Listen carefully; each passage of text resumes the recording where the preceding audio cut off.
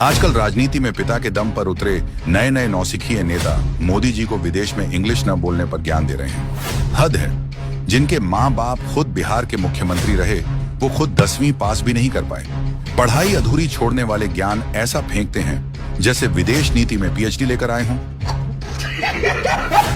वहीं मोदी जी के माता पिता गरीब थे, शायद उनके पास अपने बच्चे को इंग्लिश स्कूल में पढ़ाने के पैसे नहीं थे, लेकिन मोदी जी ने मेहनत से, संघर्ष से जो कर दिखाया है, वो आज इन्हीं नौसिखियों की आंख में छुप रहा है। अरे बाप रे, ये तो धोती खोल रहा है। मोदी जी देश को आगे ले जा रहे हैं, लेकिन ये लोग उनकी भाषा पर तंज कस रहे हैं। खुद की कोई उपलब्धि नहीं है तो दूसरों की अंग्रेजी पर सवाल उठा रहे हैं। सरनेम की बदौलत राजनीति में ठींगे हाँकने वाले मोदी जी की हार की बातें करते हैं, लेकिन सच्चाई ये है कि अखिलेश यादव चंद सीटें जीत इसलिए जाते हैं क्योंकि उन्हें खास वर्ग का एक मुश्त वोट मिलता है।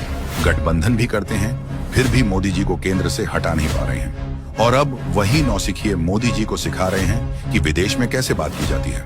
देख रहा है विनोद, अंग्रेजी बोल बोल के कैसे बात को घुमाया जाता है। राहुल गांधी मोदी जी की मेड इन इंडिया को लेकर सवाल उठाते हैं। मेड इन इंडिया हो ही नहीं सकता। क्या बोला तूने? मेड इन इंडिया हो ही नहीं सकता। और खुद जिनकी माँ आज तक ढंग से हिंदी नहीं बोल पाई, वो मोदी जी की अंग्रेजी पर तंज कसते हैं। भाई और बहनों, मैं आपको अपना बेटा सौंप रही हूँ। कौन है ये लोग? कहाँ से आते हैं? राहुल इंग्लिश तो अच्छी बोल लेते हैं, लेकिन जब भी मुंह खोलते हैं उसमें से या तो कंफ्यूजन निकलती है या फिर भारत विरोधी सोच।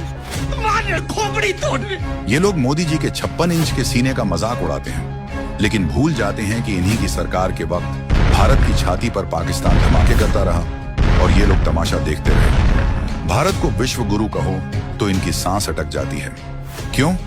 क्योंकि इन्हें उस भारत से चिढ़ है जो अब आंख में आंख डालकर जवाब देता है, जो SCO समिट में जाकर पाकिस्तान चीन के लिखे डॉक्यूमेंट पर साइन करने से मना कर दें। विश्व गुरु पर ये हंसते हैं, लेकिन ये नहीं बताते कि लाल बहादुर शास्त्री जैसे प्रधानमंत्री विदेश में कैसे मरे। बलूचिस्तान के विद्रोह पर मनमोहन सिंह जी ने स्वीकार कर लिया कि हाँ, भारत की जमीन से कुछ हो रहा है। कुछ शर्म आया है? इतने बड़े विश्व गुरु थे कि जासूसी पाकिस्तान की करवानी थी और करवा दी नेताजी सुभाष चंद्र बोस की। 26/11 के बाद 25 आतंकियों को छोड़ दिया गया। ये लोग 2002 गुजरात दंगे के लिए आज भी मोदी जी को जिम्मेदार मानते हैं, जबकि कोर्ट क्लीन चिट दे चुका है। लेकिन जब मुर्शिदाबाद में दंगे होते हैं तो ये पार्टियां बोलती हैं, हम ममता दीदी के साथ हैं। मोदी जी को गाली देने वालों की असली तकलीफ ये नहीं है कि वो इंग्लिश नहीं बोलते। तकलीफ ये है कि वो बिना अंग्रेजी बोले भी दुनिया को लीड कर रहे हैं।